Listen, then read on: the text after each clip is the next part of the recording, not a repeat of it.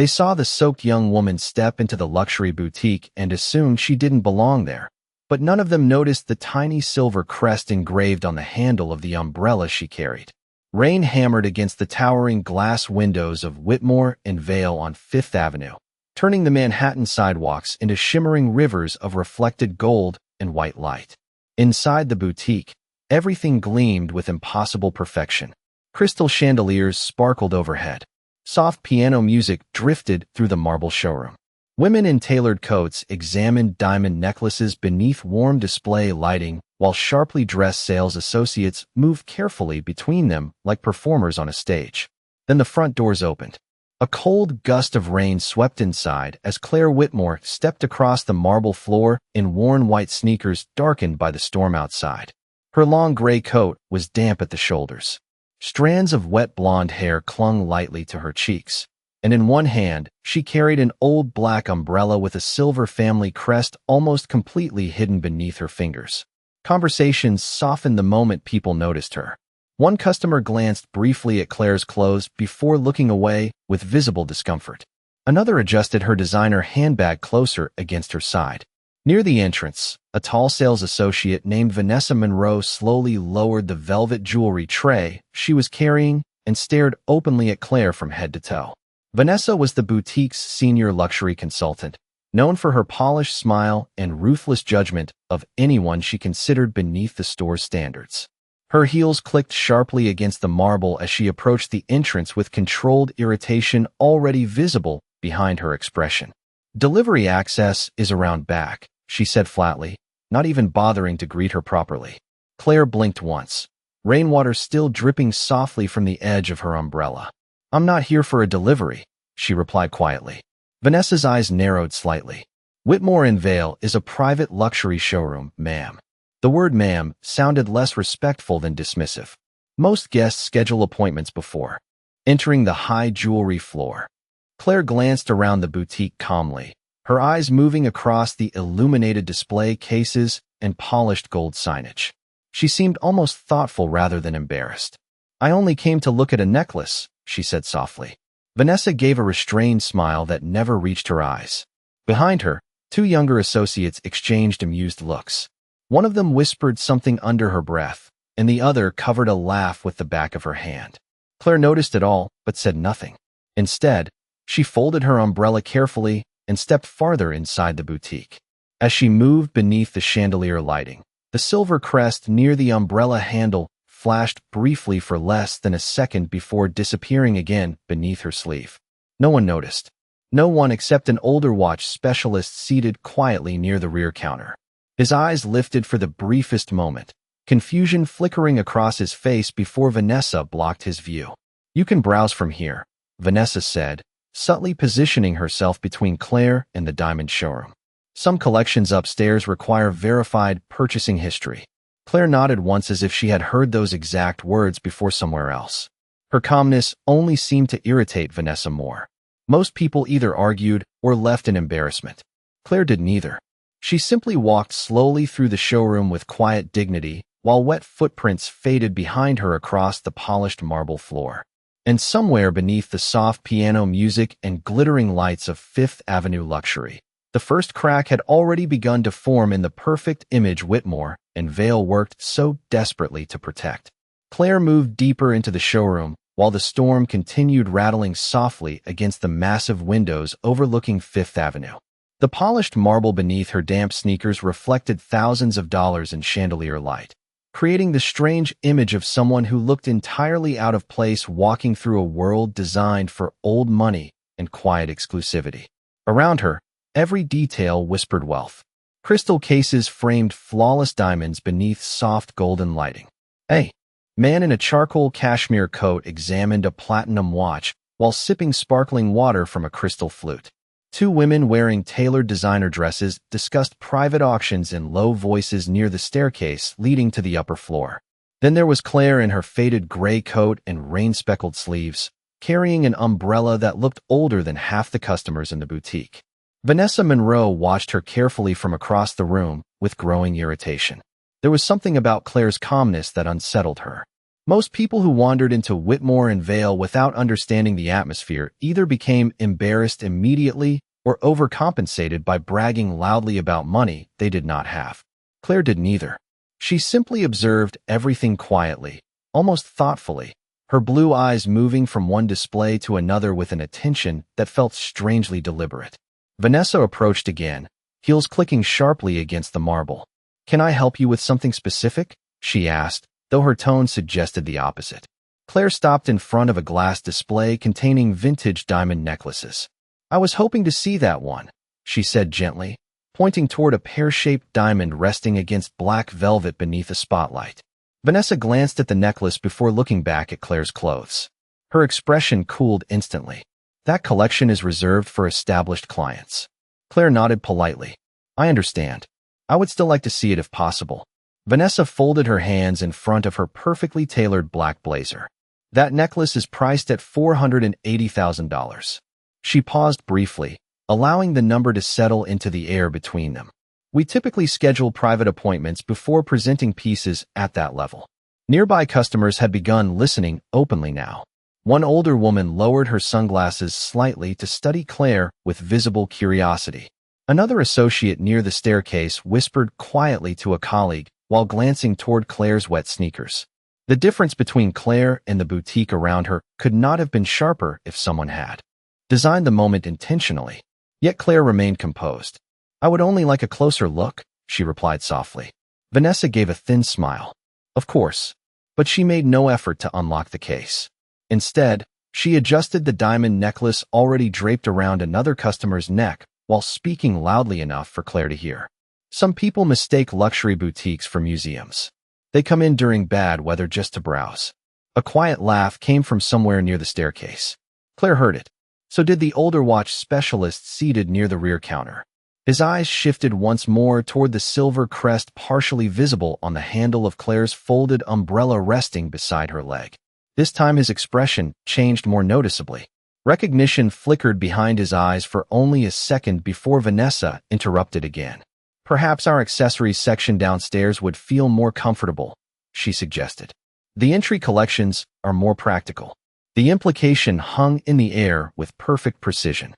Claire looked briefly toward the upper floor where private consultation rooms sat hidden behind frosted glass walls. Then she reached into her coat pocket and quietly opened a small leather notebook. Vanessa immediately noticed. "Are you taking notes?" she asked sharply. Claire closed the notebook calmly. "Just observations." "For what exactly?" Vanessa asked. Claire met her eyes for the first time since entering the boutique. Her voice remained perfectly steady. "I always find it interesting how people behave when they think someone has nothing to offer them." For the first time since Claire walked through the doors, Vanessa's smile faltered slightly. The room seemed to grow quieter around them as soft piano music drifted through the candle-lit showroom, and rain continued sliding slowly down the enormous glass windows outside. The tension inside Whitmore and Vale spread quietly through the boutique like perfume in the air, subtle at first, but impossible to ignore once it settled over the room.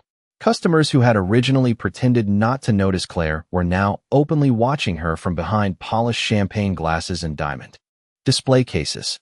A younger sales associate carrying velvet trays slowed her pace just enough to listen. Near the staircase, a wealthy couple in tailored winter coats exchanged amused looks while whispering to each other behind carefully controlled smiles. Claire remained standing near the vintage necklace display, calm and still beneath the chandelier glow, while drops of rainwater continued drying slowly along the sleeve of her gray coat. Vanessa Monroe crossed her arms with growing confidence now that attention had shifted fully toward the scene. Public humiliation became easier when an audience silently approved of it. "You said you were making observations," Vanessa said coolly. "Are you some kind of blogger?" A few customers laughed softly. Claire did not react. She gently rested her hand on the small leather notebook tucked beneath her arm, then looked toward the upper balcony level lined with private consultation suites. Her eyes lingered there for only a second before returning to Vanessa. "Who oversees this location?" she asked quietly. Vanessa tilted her head with visible disbelief. "Excuse me." "The regional director," Claire clarified. "Are they here tonight?" Vanessa let out a restrained laugh that sounded almost elegant in the luxurious silence around them. The regional director does not meet with walk-in visitors. The wealthy woman near the staircase smiled openly now, clearly entertained. Her husband adjusted the cuff of his navy suit and muttered under his breath, "This should be interesting." Claire nodded slightly, as if filing the answer away somewhere in her mind. Then, very calmly, she slipped her hand into her coat pocket and pulled out her phone. The screen lit briefly against the chandelier reflections as she dialed a number from memory. Vanessa watched with open irritation. "I would rather you not make personal calls inside the showroom." Claire held the phone to her ear anyway. The entire conversation lasted less than 10 seconds. "Hello," she said softly. "Yes. I arrived about 15 minutes ago. No, everything is very clear now. Thank you." Then she ended the call and returned the phone to her pocket. Vanessa stared at her. Clear. Claire's expression never changed. Very. Across the boutique, the older watch specialist had gone completely still. He had been with Whitmore and Vale for almost 30 years. Long enough to recognize details most people overlooked. Long enough to know that the silver crest engraved into Claire's umbrella handle was not decorative branding. It belonged to the Whitmore founding family itself. His eyes moved slowly toward Claire again, this time noticing something else hidden partially beneath the sleeve of her damp coat. A thin platinum bracelet with an almost invisible engraving on the inner clasp. His face lost color immediately. Before he could speak, Vanessa stepped closer to Claire once more. "Look," she said, lowering her voice into the polished tone wealthy people often used when pretending to remain respectful. "I understand that luxury spaces can feel exciting for people unfamiliar with them, but lingering around restricted inventory makes clients uncomfortable." The words landed harder than an insult because of how carefully controlled they were. The boutique had grown nearly silent now except for the soft piano music drifting through hidden ceiling speakers. Claire glanced slowly around the showroom at the watching faces, the lowered whispers, the subtle smirks from customers who clearly believed they were witnessing someone being quietly put back in her place. Yet there was no embarrassment in her eyes. Only patience. That was what unsettled the older watch specialist most. People who truly did not belong in places like Whitmore and Vale usually became nervous under pressure. Claire only became calmer. Then she asked a question so simple it changed the atmosphere instantly. "How long has Vanessa Monroe worked for this company?" The older watch specialist looked up sharply. Vanessa frowned. Why exactly would that matter? Claire adjusted the sleeve of her coat, revealing the platinum bracelet for barely a second beneath the chandelier light. "Because," she said quietly, "I am starting to wonder whether she represents the values this company was built on." The room went still. For a few seconds after Claire spoke, the entire boutique remained suspended in uneasy silence. Even the soft piano music drifting through the hidden speakers suddenly felt distant beneath the weight of her words. Vanessa Monroe stared at her with growing disbelief, as if trying to decide whether Claire was delusional or simply refusing to understand her place. Around them, customers shifted subtly closer, pretending to examine jewelry while listening carefully to every word. The wealthy woman near the staircase crossed her arms with visible amusement. "This is becoming uncomfortable," she murmured quietly to her husband. Vanessa straightened her posture, regaining the polished control she prided herself on. "I think we have reached the point where this conversation is no longer productive," she said coldly. "Whitmore and Vale reserves the right to refuse service when necessary to maintain the comfort of our clientele." Claire said nothing. She simply looked at Vanessa with calm blue eyes that revealed neither anger nor embarrassment. That calmness irritated Vanessa more than open confrontation ever could. "You have been disruptive," Vanessa continued, now speaking loudly enough for nearby customers to hear clearly. "You are questioning employees, taking notes, and making strange phone calls inside a private showroom."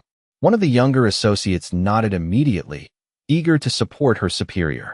"Several guests have already expressed concern," he added quickly. Claire glanced briefly toward the customers now watching openly. None of them spoke. Not one person objected. Some looked uncomfortable, but no one interrupted. In luxury spaces, silence often sided with power. Vanessa took a slow breath before delivering the final humiliation with carefully controlled politeness. "I am going to ask you to leave the boutique." The words settled heavily across the marble showroom. A security guard near the entrance straightened slightly, though he remained still. The older watch specialist lowered his eyes, troubled but silent. Claire stood alone beneath the chandelier light in her damp gray coat, while elegant strangers watched her being quietly removed from a store that practically carried her family name in gold lettering above the entrance. Vanessa extended one manicured hand toward the doors. There are other retailers in Midtown that may better suit your needs. A soft laugh came from somewhere near the staircase. Claire heard it. So did everyone else. Yet her expression never changed.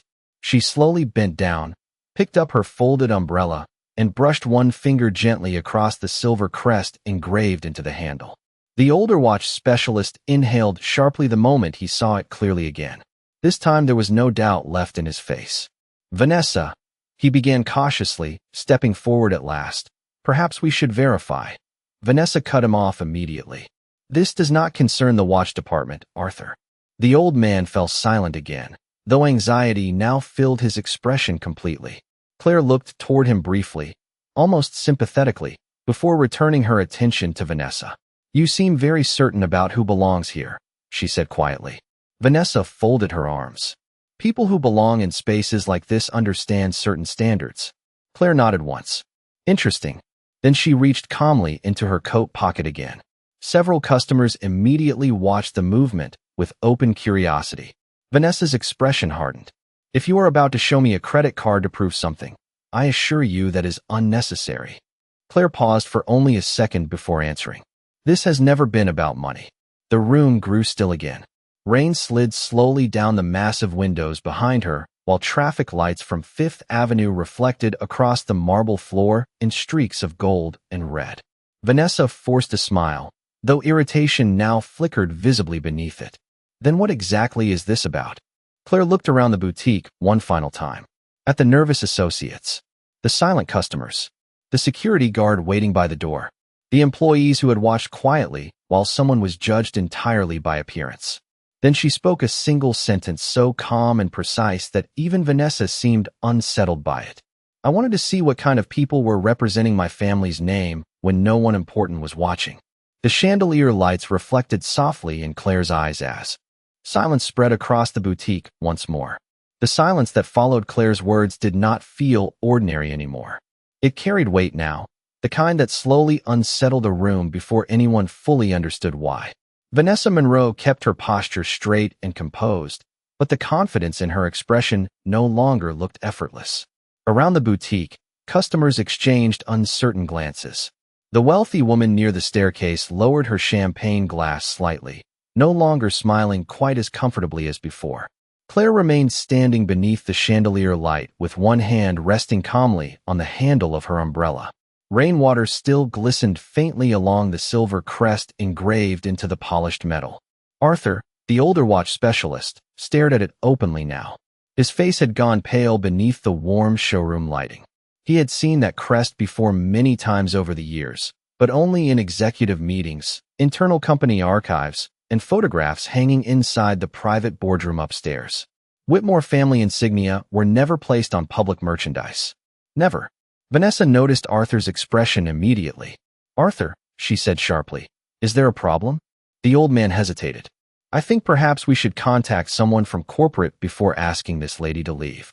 Vanessa let out a quiet laugh that sounded far less natural than before. "Corporate," she repeated. "Because of an umbrella?" A few customers chuckled nervously, though the laughter faded quickly when Arthur did not smile back. Claire said nothing. Instead, she calmly reached into her coat pocket and removed a slim cream-colored envelope sealed with dark silver wax. The boutique lighting reflected softly across the embossed emblem pressed into the seal. Arthur inhaled sharply again. Vanessa's eyes narrowed. "What exactly is that?" Claire glanced down at the envelope almost thoughtfully. "Something I was asked to bring tonight." She did not open it. She did not explain further. She simply held it lightly in one hand while observing the boutique around her with the same unsettling calmness that had disturbed Vanessa from the beginning. Near the entrance, the security guard shifted uneasily. One of the younger associates quietly stepped behind the front counter and opened the customer verification system on the showroom computer.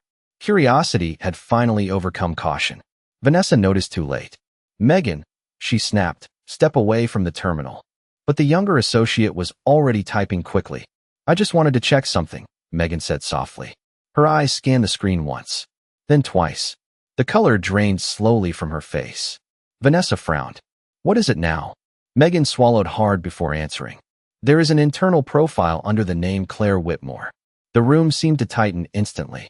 Vanessa forced another smile, though tension now flickered visibly beneath it. Whitmore is not exactly a rare last name in New York. Megan looked back at the screen carefully. No, but this profile has executive clearance restrictions. Arthur closed his eyes briefly as if hoping he was mistaken. Claire finally spoke again, her voice calm and measured. You should stop searching. Megan immediately pulled her hands away from the keyboard. Vanessa stared at Claire now with something new hidden beneath her irritation. Uncertainty. But arrogance still held stronger. If you were trying to impress people with some elaborate story, Vanessa said carefully, I should warn you that impersonating corporate affiliates is taken very seriously. Claire looked at her almost sympathetically. I know. Those two words landed harder than any threat could have. Outside, thunder rolled softly over Manhattan, while headlights from passing black SUVs reflected across the rain-covered windows. Inside the boutique, the luxurious atmosphere that once felt effortless now carried visible tension beneath every movement. Then a phone rang behind the front counter. Sharp, sudden, loud enough to cut through the silence. Megan looked at the caller identification and froze. Her voice nearly disappeared when she spoke. It is the regional director. Vanessa's expression changed instantly. For the first time that evening, genuine panic flickered behind her eyes. Claire remained perfectly still beneath the chandelier glow while the unopened silver sealed envelope rested quietly in her hand, like something far more important than anyone in the boutique had realized. The ringing phone behind the counter seemed unnaturally loud inside the marble showroom. No one moved at first. Megan stood frozen beside the terminal with the regional director's name glowing across the screen while every customer in the boutique watched silently. Vanessa Monroe recovered first. She walked quickly toward the counter and snatched up the receiver before Megan could answer. This is Vanessa speaking, she said sharply, forcing professionalism back into her voice. For several seconds, she listened without speaking. Her eyes shifted once toward Claire, then immediately away again. Yes, Vanessa replied carefully. There appears to be some confusion involving a guest claiming to have executive access. The silence on the other end seemed to stretch longer this time. Vanessa's jaw tightened almost imperceptibly. I understand, she said finally. Of course. Then she lowered the receiver slowly back into place. The boutique had become so quiet that even the distant sound of rain tapping against the windows could be heard beneath the piano music. Arthur studied Vanessa's face closely. Well, he asked softly. Vanessa straightened immediately. The regional director is unavailable at the moment. Arthur frowned. Unavailable. He instructed us to follow standard showroom protocol. Vanessa's tone sharpened again as if she were clinging desperately to authority before it slipped away completely. Then she turned toward Claire. And standard protocol says we do not grant private access or consultation privileges without verified credentials. Claire remained perfectly calm. I never asked for privileges. No, Vanessa replied coldly. You implied them. Several customers nodded subtly, relieved to see Vanessa regain control. The wealthy woman near the staircase crossed one elegant leg over the other and whispered to her husband again. I knew this was some kind of stunt. Claire listened quietly while lightly brushing her fingers against the silver wax seal on the envelope she still carried. The movement caught Arthur's attention immediately. Miss, he said cautiously, may I ask where you received that seal? Vanessa cut him off before Claire could answer. Enough. Her voice echoed harder than intended through the boutique. Several customers looked up sharply. Vanessa took a breath and lowered her tone again. This situation has already disrupted the showroom long enough. Then she made the mistake that would change everything. She extended her hand toward the security guard near the entrance. Please escort her out. The guard hesitated visibly this time. His eyes shifted between Vanessa and Claire uncertainly. Claire looked at him kindly. It is all right, she said softly. You are only doing your job. Those words somehow made the atmosphere even heavier. Vanessa folded her arms tightly. Before you leave, however, I will need any internal materials returned immediately. Claire glanced down at the envelope. This? Yes. Vanessa stepped closer now. confidence slowly returning as she sensed the room leaning back toward her side again. Whatever game this is, using fabricated executive documents inside a private luxury company crosses a serious line. Arthur looked alarmed. Vanessa, perhaps we should wait. No, Vanessa's voice sliced cleanly through the showroom. I am done entertaining this. Then she looked directly at Claire and delivered the sentence that caused several employees to lower their eyes in discomfort. People do not become part of this world simply because they carry expensive-looking accessories and memorize important names. The room fell silent. Claire stood still for a moment beneath the chandelier glow. Then, without the slightest anger in her expression, she slowly placed the cream-colored envelope onto the glass jewelry counter between them. The silver wax seal faced upward now in full view beneath the showroom lights.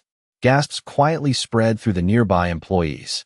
Pressed into the wax was not only the Whitmore crest, but also a second marking beneath it. A chairman's insignia reserved exclusively for succession authority within the company. Arthur's face lost all remaining color. My God, he whispered. Vanessa stared at the seal, confused for only half a second, before uncertainty returned to her eyes again. But pride still held stronger than fear. A logo proves nothing, she said quickly. Claire nodded slightly. Then perhaps you should open it. No one moved.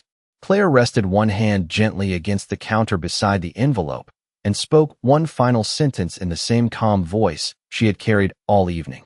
And after you read the first page, Vanessa Monroe, I would strongly suggest you check the executive succession list in your system one more time. The entire boutique froze. No one inside Whitmore and Vale moved after Claire spoke. The chandelier light reflected softly across the silver seal resting on the glass counter, while rain continued sliding down the towering windows overlooking Fifth Avenue. Vanessa Monroe stared at the envelope as though refusing to process what she was seeing. Around the boutique, customers who had once watched with amusement now stood completely silent. Even the wealthy woman near the staircase slowly lowered her champagne glass, uncertainty replacing the smug curiosity she had carried moments earlier. Arthur stepped forward first. His hands trembled slightly as he looked at the chairman's insignia pressed into the dark silver wax. That seal has not been used publicly in over 15 years, he whispered. Vanessa immediately straightened again, clinging desperately to authority. Then somebody copied it. But her voice no longer sounded confident. Claire met her eyes calmly. Open it. Vanessa hesitated. For the first time all evening, she seemed unsure whether she truly wanted the answer. Then, with dozens of eyes watching her, she picked up the envelope and carefully broke the seal. The sound of tearing paper echoed unnaturally loud through the silent showroom. Inside rested a cream-colored document embossed with the Whitmore and Vale executive crest. Vanessa unfolded the first page slowly. Her expression changed instantly. Color drained from her face so fast it seemed almost unreal beneath the chandelier light. Arthur stepped closer beside her and read the page over her shoulder. His hand flew to his mouth. Oh my God, he breathed. Megan stared nervously from behind the counter. What is it? Arthur looked toward Claire with stunned disbelief. This is the executive succession authorization. The room froze. Vanessa's lips parted slightly as her eyes moved across the document again and again, as if hoping the words would rearrange themselves into something less catastrophic. But they did not. At the bottom of the page sat a signature written in elegant dark ink. Claire Whitmore, future executive chairwoman of Whitmore and Vale International Holdings. The silence inside the boutique became absolute. One of the customers near the staircase actually stepped backward in shock. Another associate quietly lowered the velvet jewelry tray in her hands before it slipped from her grip. Vanessa slowly looked up at Claire, her face pale beneath layers of perfectly applied makeup. You are. Her voice failed completely. Claire spared her from finishing the sentence. My grandfather founded this company, she said softly. My mother expanded it internationally. And next month, I officially take over executive control of every Whitmore and Vale location in North America. The words settled across the showroom like thunder. The wealthy customers who had laughed earlier now stood motionless, suddenly unable to meet Claire's eyes. The security guard near the entrance immediately straightened his posture. Megan looked horrified. Arthur lowered his head respectfully. Vanessa herself looked as though the floor beneath her had disappeared. But, you came here dressed like, She stopped before finishing. Claire nodded gently, like someone you believed did not matter. Vanessa's hand tightened around the document. Nobody told us you were coming. That was intentional, Claire replied calmly. The board requested private succession evaluations before the transition becomes public. She glanced slowly around the boutique at every employee who had watched in silence while she was judged entirely by appearance. They wanted to see how people were treated when they thought there was nothing to gain from kindness. No one spoke. No one even seemed to breathe. Then Claire reached quietly into her coat pocket one final time and placed a matte black executive card onto the glass counter beside the open document. The polished surface reflected the chandelier lights like dark water. Arthur recognized it instantly. There were fewer than 10 of those cards in existence. Vanessa stared at it with trembling hands. Claire's voice remained calm and almost gentle despite the devastation spreading across the room around her. Luxury was never supposed to be about making people feel small, she said quietly. It was supposed to reflect dignity, attention, and respect. Vanessa looked completely shattered now. Not because Claire had raised her voice or humiliated her publicly, but because the truth itself had done all the damage without anger ever being necessary. The boutique that had once felt so polished and untouchable now stood in absolute silence beneath the chandelier glow, while the quiet woman they had tried to remove calmly revealed herself as the future owner of everything around them. The silence inside Whitmore and Vale no longer felt tense. It felt heavy with realization. No one in the chandelier-lit showroom seemed to know where to look anymore. The wealthy customers who had watched Claire with quiet amusement minutes earlier now avoided her gaze entirely. Associates who had once whispered behind polished counters suddenly stood rigid and speechless beneath the golden lighting. Vanessa Monroe remained frozen beside the glass jewelry case, still holding the succession document with trembling hands. Her perfectly controlled confidence had vanished completely. Claire did not look angry. That somehow made everything worse. She simply stood calmly in her damp gray coat while the storm outside continued washing rain across the Fifth Avenue windows behind her. The contrast between her quiet appearance and the authority she carried now seemed almost surreal to everyone in the room.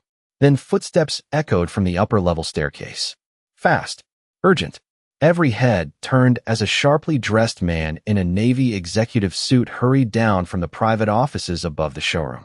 Daniel Mercer, regional director for Whitmore and Vale North America. The moment he reached the showroom floor, his face drained of color. "Miss Whitmore," he said immediately, lowering his head respectfully. "I sincerely apologize. We were not informed you had arrived early." The room felt even quieter somehow. Vanessa stared at him in disbelief. Daniel Mercer never apologized to anyone publicly. Yet here he was standing before Claire like a man who already understood the damage that had been done. Claire gave him a small nod. "Good evening, Daniel." His eyes shifted toward Vanessa, then toward the open succession document still resting on the counter. Understanding spread across his face instantly. "What exactly happened here?" he asked carefully. No one answered. The silence itself told the story. Vanessa swallowed hard. "I did not know who she was," she whispered finally. Daniel looked at her for several long seconds before speaking again. "That is precisely the problem." The words landed softly, but they cut through the showroom more sharply than shouting ever could. Vanessa lowered her eyes.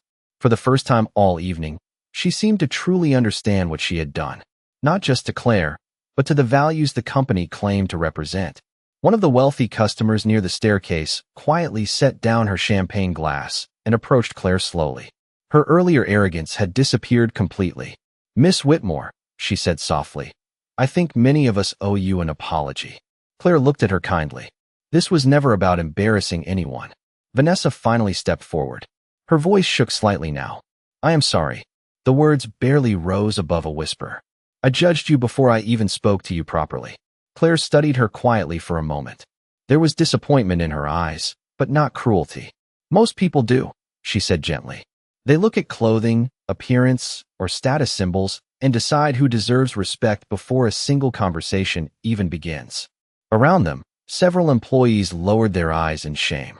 Arthur stood silently beside the counter, looking both relieved and saddened at the same time. Claire glanced once around the boutique again, at the marble floors, the diamond displays, the polished luxury that suddenly felt much smaller than it had earlier that evening. My grandfather built this company after growing up poor in Brooklyn, she said softly. He used to say the true test of character is how someone treats a person who appears to have nothing to offer them. No one moved. No one interrupted. Even the piano music seemed quieter now beneath the weight of her words. Daniel Mercer took a slow breath before addressing the staff directly. Every employee in this boutique will attend immediate client dignity retraining beginning tomorrow morning. Vanessa closed her eyes briefly. Claire looked toward Daniel. Do not punish people simply to make an example out of them. Daniel hesitated. Miss Whitmore, people can learn, Claire said calmly, if they are willing to. Vanessa looked up slowly, stunned by the grace in Claire's voice after everything that had happened. Claire picked up her umbrella and folded the succession document carefully back into the cream-colored envelope. Then she looked at Vanessa one final time. Luxury means nothing if kindness disappears the moment wealth becomes uncertain. The room went silent again as those words settled into every corner of the showroom. For several moments after Claire spoke, nobody inside Whitmore and Vale seemed capable of moving. The chandelier light reflected softly across the marble floors while rain continued falling beyond the towering windows of Fifth Avenue. But inside the boutique, everything had become still. The employees who had once whispered now stood silent behind their polished counters. Customers who had entered the showroom carrying themselves with effortless superiority suddenly looked uncertain of where to place their eyes. Vanessa Monroe remained beside the jewelry counter, her shoulders no longer rigid with authority, but heavy with the realization of how quickly appearances could deceive. Claire calmly slipped the succession document back into its cream-colored envelope and smoothed one hand across the silver seal before handing it quietly to Daniel Mercer. Please make certain the board receives my evaluation notes before tomorrow morning, she said. Daniel accepted the envelope carefully with both hands. Of course, Miss Whitmore. His voice carried unmistakable respect now. Claire glanced once toward Megan, the younger associate still standing nervously near the terminal. You were the only person tonight willing to verify the truth instead of assuming it, Claire said gently. Megan looked startled. I only checked the system because something did not feel right. Claire gave a small nod. That instinct matters more than people realize. Then Claire turned toward Arthur. The older watch specialist immediately lowered his head respectfully. You recognize the crest, she said softly. Arthur smiled faintly, though sadness still lingered in his expression. Your grandfather showed it to me himself the year this location opened. Claire's eyes softened at that. Then you remember what he believed. Arthur nodded slowly. That elegance without kindness is only performance. The room fell silent once more. Even Vanessa closed her eyes briefly at those words. Claire finally looked toward her again. Vanessa seemed smaller now somehow, stripped of the polished certainty she had worn like armor all evening. Miss Whitmore, she said quietly, I understand if you want me removed from this position. Claire studied her calmly before answering. That decision will depend on what happens after tonight. Vanessa blinked in surprise. Claire continued softly. Mistakes reveal character. But so does what a person chooses to become afterward. Tears briefly filled Vanessa's eyes before she lowered them again, unable to speak. Around the showroom, several customers quietly began leaving one by one, no longer comfortable standing inside a place where they had just witnessed someone judged entirely by clothing and appearance. The wealthy woman near the staircase paused before exiting and looked back toward Claire with visible regret. Thank you, she said softly, for reminding all of us. Claire gave her a polite nod. Then, without another word, she picked up her old umbrella and started walking toward the entrance. The security guard immediately opened the glass doors for her with genuine respect this time. Cold rain-scented air drifted into the boutique as Manhattan traffic glowed outside beneath the stormy night sky. Claire paused briefly near the doorway and looked back one final time at the silent showroom behind her, at the diamonds sparkling beneath crystal lights, at the employees standing motionless beside polished displays, at the place carrying her family's name. Then she spoke the final sentence that no one inside Whitmore and Vale would ever forget. The easiest way to recognize true class, she said quietly, is to watch how someone treats a person who seems powerless. No one answered. No one could. Claire stepped out into the rain beneath the glowing lights of Fifth Avenue, her gray coat moving softly in the cold Manhattan wind while the silver crest on her umbrella caught the city lights one final time before disappearing into the night. And behind her, inside the marble showroom that had once seemed untouchable, silence remained where arrogance used to stand.